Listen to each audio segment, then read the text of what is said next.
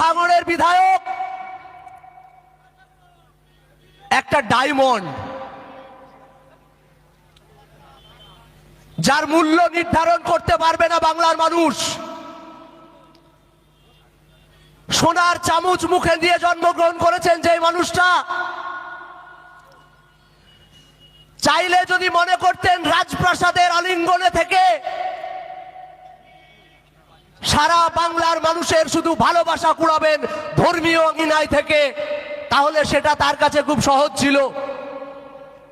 আপনারা জানেন ইসালে সহবের সময় এই বাংলার লাখো লাখো মানুষ তথা ওপার বাংলা বাংলাদেশের মানুষ পর্যন্ত এই পীর সাহেবদের সঙ্গে দেখা করে তাদের সৌহার্দ্য কুড়ানোর জন্য আসেন। সেই সোনার সিংহাসন ছেড়ে মানুষের লড়াই করার জন্য যেদিন রাজপথে নেমেছেন বাংলার বীর হয়ে, সেদিন এই মমতা বন্দ্যোপাধ্যায় এই মানুষটাকে পর্যন্ত ৪২ দিন জেল কাটিয়েছেন।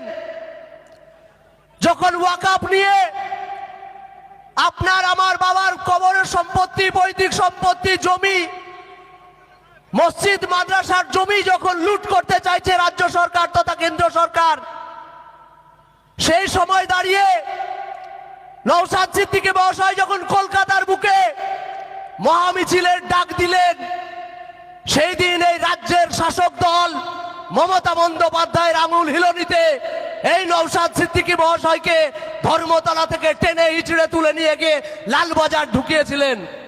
ভুলে যাইনি আমরা, বাংলার মানুষ আমরা ভুলিনি।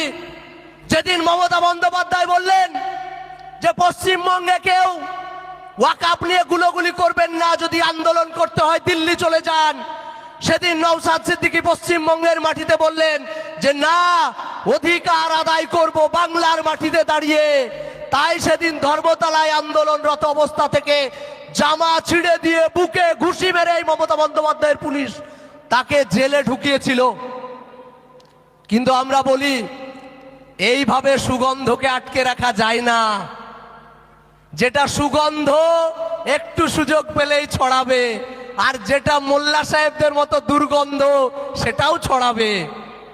তো বাংলার রাজনীতিতে শওকত মোল্লারা হলো দুর্গন্ধ, আর নওশাদ সিদ্দিকীরা হলো সেই পারফিউম যার খুশবুতে সারা বাংলার রাজনীতি খুশবু হয়েছে। আজকে একটা বিধায়ক দেখে গায়ে জ্বালা হচ্ছে, ৭৭টা বিধায়ক বিজেপির রয়েছে, মমতা বন্দ্যোপাধ্যায়ের গায়ে জ্বালা হয় না। আজকে যদি এইখানেই বিজেপির একটা